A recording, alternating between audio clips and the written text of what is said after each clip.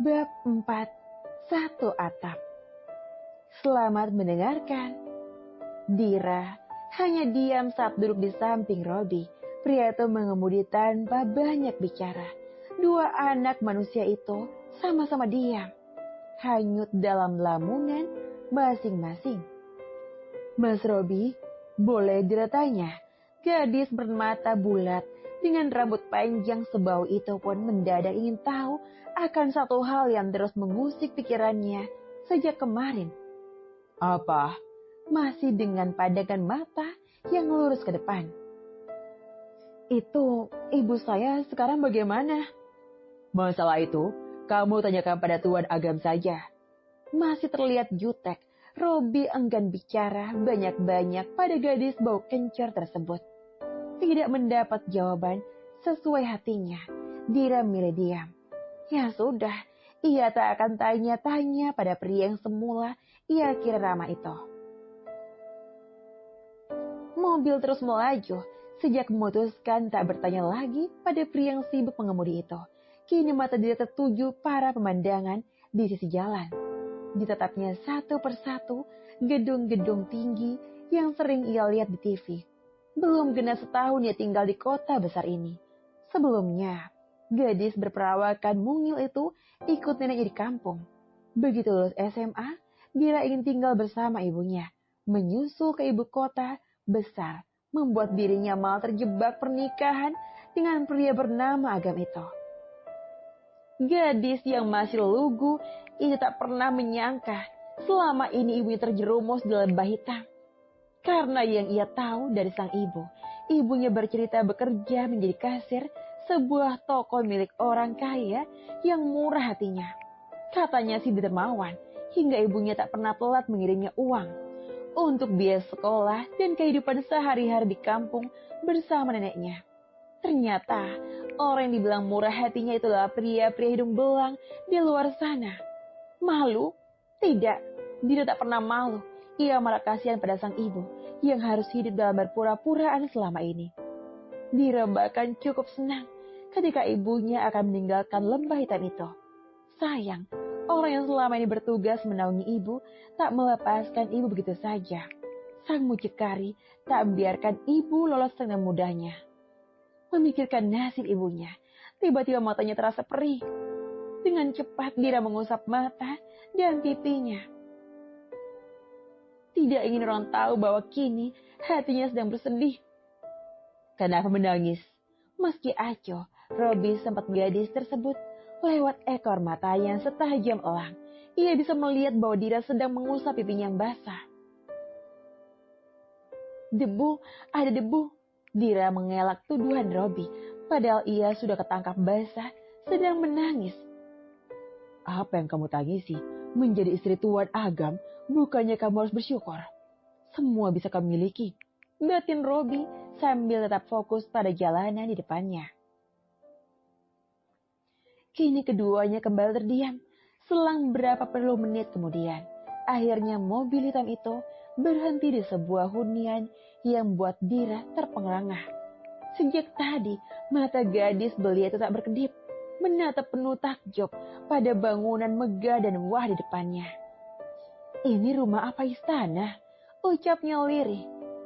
Sepelan apapun dia berkata, rupanya kata-kata yang terucapkan itu sudah sampai di telinga Robi. Ini rumah Tuan Agam dan istrinya, ujar Robi sembari mengeluarkan koper dari dalam bagasi. Ayo cepat masuk, jangan diam saja. Tambah Robi ketika melihat Dira hanya bengong. Gadis itu masih takjub dengan apa yang ia lihat. Ini lebih besar daripada masjid di kampung, gemamnya sambil mengekor di belakang Robi. Setelah mereka masuk, Robi langsung menuju ruang kerja Agam. Dira juga masih setia mengikuti dirinya dari belakang.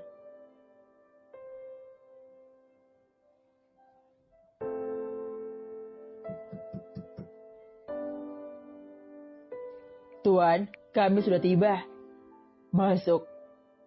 Dengan gerakan tangan, Robi mengisyaratkan pada gadis itu untuk ikut dengannya ke dalam. Belum bertemu, jantung Dira sudah mau copot. Sejak tadi dak-dikduk tak menentu. Seperti habis lari maraton, begitulah yang kini ia rasakan. Tinggalkan kami berdua, tita Agam ketika Dira sudah masuk ruangan. Seketika itu juga, Robi langsung menuju pintu keluar. Tidak sengaja, mata Dira begitu lancang dan berani menatap suami yang baru menikahinya kemarin. Jantungnya kembali memburu, apalagi mata Agam tadi menatapnya tajam. Agam berdaham sebelum memulai pembicaraan. Mulai hari ini, kamu tinggal di sini. Dira hanya menatap sampai lupa berkedip. Ia malah terpaku pada sosok tampan dan berwibawa di depannya itu. Dira, kamu dengar saya? Iya Tuan, jawab Dira dengan gelagapan. Tuan, berapa kali lagi harus saya ingatkan? Jangan panggil Tuan, ujarnya. Dengan marah, membuat nyali Dira langsung menciut. Takut campur cemas, Dira hanya bisa memainkan jari jemarinya. Ia menggigit bibir bawahnya, dan hal itu tak luput dari sepengetahuan Agam. Apa aku terlalu keras? Mengapa dia nampak begitu ketakutan? Batin Agam. Namun detik berikutnya, ia tak peduli. Ia kembali bersikap dingin pada istri siri yang hanya ia harapkan rahimnya itu. Suasana hening sejenak. Kemudian Bibi masuk membawa 2 cangkir minuman. Bi, bawa dia ke kamar tamu. Bibi menatap sekilas gadis muda di depannya, kemudian mengangguk pelan. Mari non. Sementara itu, setelah dia pergi, Agam terlihat termenung lagi.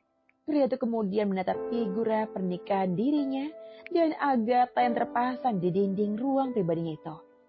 Matanya menatap lekat-lekat, seolah ingin menyimpan Agatha di dalam pelupuk mata. Inikah yang kamu inginkan, sayang? Tanya lirih pada gambar tak bernyawa tersebut. Karena merasa kacau, Agam mengusap wajahnya dengan kasar. Menghela napas panjang, kemudian memutuskan untuk keluar dari ruangan itu. Dira yang sudah berada di dalam kamar tamu merasa bingung. Dilihatnya segala penjuru kamar. Hampir semuanya memiliki permukaan yang mengkilap. Betapa kayanya pria yang menikahinya itu. Pantas, kemarin begitu mudah uang 100 juta diberikan hanya sebagai DP. Padahal uang itu sangat banyak sekali bagi Dira.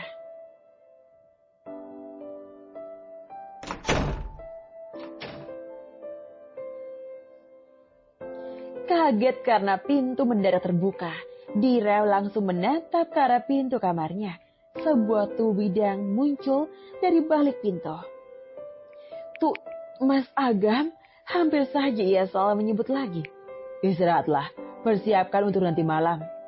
Setelah mengatakan hal itu, Agam langsung keluar, menutup pintu dari depan, tak peduli dengan reaksi Dira saat ia tinggalkan. Baik, lakukan secepat mungkin, buat dia hamil, dan Agatha akan cepat kembali pula. Sambil berjalan, Agam bergumam, berharap istrinya cepat pulang. Selama ini ia tidak bisa jauh-jauh dari wanita kesayangannya itu. Dengan buat Dira cepat hamil, maka rumah tangganya akan selamat. Masalah anak akan segera teratasi. Hidupnya dan Agatha akan kembali bahagia. Sama saat awal mula mereka menikah. Sementara itu, ketika Agam sudah memutuskan matang-matang akan memproduksi anak malam ini.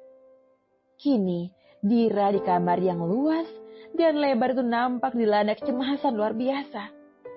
Ibu, bagaimana ini? Lirihnya sambil membayangkan wajah ibunya. Sejak tadi Dira mondar-mandir terus memainkan jari-jarinya. Berjalan dari ranjang sampai kamar mandi, kemudian diulang-ulang berkali-kali. Hingga waktu terus berjalan, siang yang panas berubah menjadi malam yang dingin.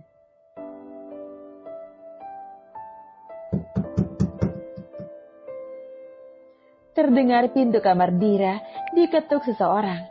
Belum juga bertemu dengan suaminya, dahir Dira sudah dipenuhi bulir keringat sebesar jagung. Bersambung, jangan pernah berikan suamimu pada orang lain. Sekali dicoba, mungkin akan ketagihan. Sekali memberi, kamu akan mulai kehilangan.